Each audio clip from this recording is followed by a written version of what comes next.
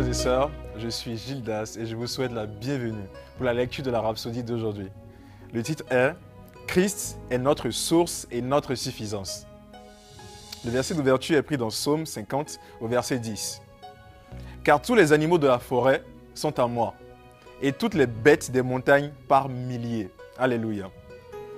Alors le pasteur nous enseigne, il dit, dans Proverbe 13 au verset 22, « Les richesses du pécheur sont réservées pour le juste. » C'est bien, mais en tant qu'enfant de Dieu, vous devez dépasser ce niveau.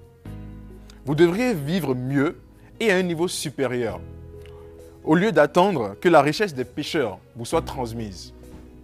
Soyez conscient de qui vous êtes. Vous êtes la postérité d'Abraham. Votre fortune et vos richesses en Christ sont inépuisables. Les pécheurs n'ont pas ce qu'il faut pour faire des choses puissantes et extraordinaires que nous faisons pour l'expansion du royaume de Dieu. C'est un fait. Par conséquent, ce sera inutile de les attendre.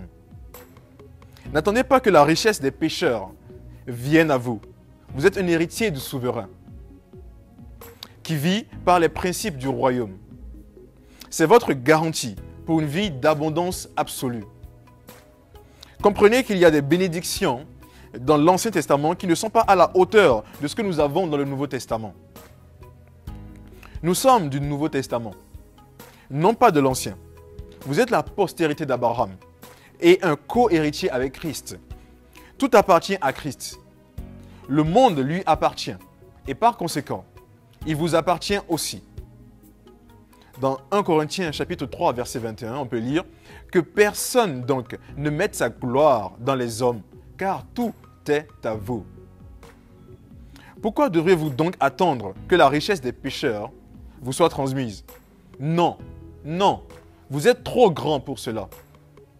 Plutôt vous et votre Père Céleste, le monarque de l'univers, êtes devenus partenaires pour bénir les autres, y compris les pécheurs. Dans Matthieu, au chapitre 5, verset 45, on peut lire « Afin que vous soyez fils de votre Père qui est dans les cieux, car il fait lever son soleil sur les méchants et sur les bons, et il fait pleuvoir sur les justes et sur les injustes. » Nous sommes comme notre Père Céleste, une bénédiction pour notre monde. Nous ne manquons jamais de rien, parce que Christ est notre source et notre suffisance. Alléluia. Alors, pour approfondir notre thème d'aujourd'hui, donc pasteur nous suggère 2 Corinthiens au chapitre 9, verset 8, Psaume 23 au verset 1 et 2 Pierre 1, 3. Je vais vous lire 2 Corinthiens chapitre 9, verset 8. « Et Dieu peut vous combler de toutes sortes de grâces, afin que, possédant toujours en toutes choses de quoi satisfaire à tous vos besoins, vous ayez encore en abondance pour toute bonne œuvre. » Alléluia. Veuillez prendre la confession après moi, s'il vous plaît. Cher Seigneur, tu es mon berger. Par conséquent, je ne manquerai jamais de rien. Je marche à la lumière de ma prospérité. Étant la postérité d'Abraham, j'ai accès à une richesse indicible parce que je suis connecté à la provision infinie de Dieu. Alléluia. Merci frères et sœurs d'avoir partagé la Rhapsodie d'aujourd'hui avec moi et je vous dis à bientôt. Soyez bénis. On se sent toujours mieux avec un ami, un compagnon loyal toujours à vos côtés, un garde et un guide qui vous parle tout le temps et ceci dans la langue que vous comprenez, un coach de vie qui vous donne une meilleure approche de la vie et vous met sur le chemin que vous devez suivre. La Rhapsodie des réalités représente tout ceci et bien plus. Appelez maintenant au 01 74 34 39 01 pour vous procurer une copie. Téléchargez votre appli Rhapsodie des réalités aujourd'hui, disponible sur Google Play et Apple Store.